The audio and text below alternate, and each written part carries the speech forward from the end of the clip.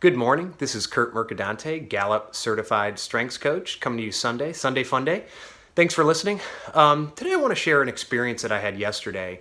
My daughter's 11 years old. She's in local parks and recreation soccer, which is supposed to be about developing basic soccer skills, developing a love for the game, getting exercise, etc., right? Well, she had a coach who throughout the year has been very negative. You rarely saw high fives, positive feedback on the sidelines. What we saw a lot of was screaming, yelling, weird bodily contortions when he would get mad. It came to a head yesterday. They were in the game when they were winning. They won the championship. My daughter came off the field dejected, and I asked her what the matter was. Now, apparently at some point in the first half, granted they were winning, I didn't see what could possibly he could have been upset at, but he took my daughter and two other girls off the field and yelled at them saying, quote, "You're embarrassing yourselves," right? Totally negative feedback. I asked him about it. He first denied it, then he admitted it. But my point is, this is an example on steroids of the deficit-based development model. If you've watched my videos regularly, I talk about that. And that's the model that is prevalent in society, in school, all the way up through, managers use it at work. And that is focusing on the worst of us, focusing on trying to fix our weaknesses first, right? When we're in school, we have all these subjects that we're supposed to excel in each one, right? We may be really passionate, really good in 2 or 3 different subjects, but we're going to focus on the subjects we're worst in because they all have to be equally excellent, right? Gallup finds that 77% of U.S. parents think that the subjects their kids are doing worst in deserve the most time and attention, right? And then when we're older, you get performance reviews. All too many performance reviews give you about a paragraph, maybe a few lines of what you're doing good at, and then there's 3, 4, 5, 6 paragraphs of everything we're weak in and what we need to focus on, right?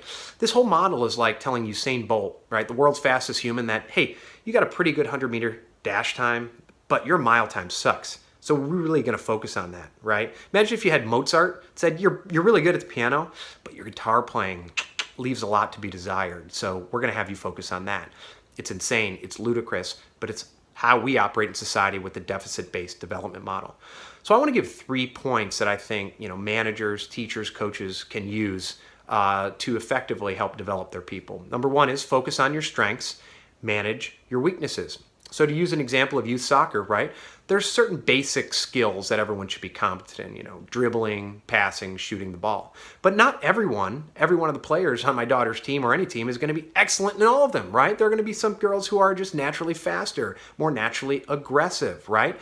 You find out you got to build basic skills to become competent in those basic skills, right? But then you put people in positions of strength with their unique talents and abilities.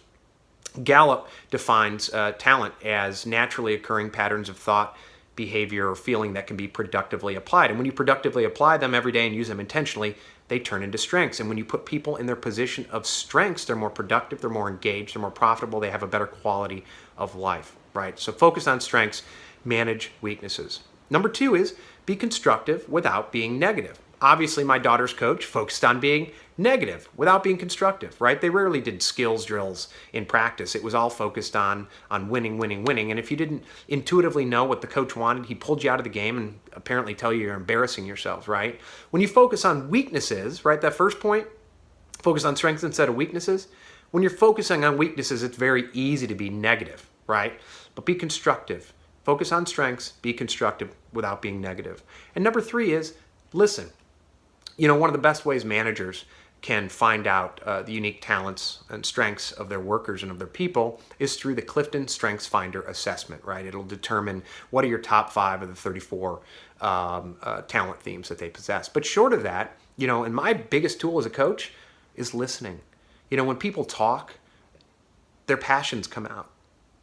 All too often, managers, coaches, teachers, it's a one-way street. I say, you do, and if you don't do, you're out. Whether getting fired, getting moved over, or if you don't work in with your strength zone, Gallup finds that people who don't work with their strengths every day are 15% more likely to quit. A lot of that can be solved by listening, right?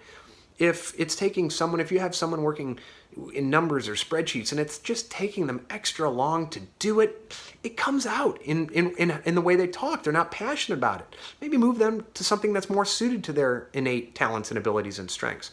A lot of that comes out simply by listening. So, number 1, focus on strengths, manage weaknesses. Number 2, be constructive without being negative. And number 3, listen. Those are just 3 points that I'd like to share with you for effective leadership. If you agree, disagree, have any comments, please share them with me. As always, love hearing them, and I'll respond as they come in. Have a great Sunday and a great week, and I'll talk to you soon.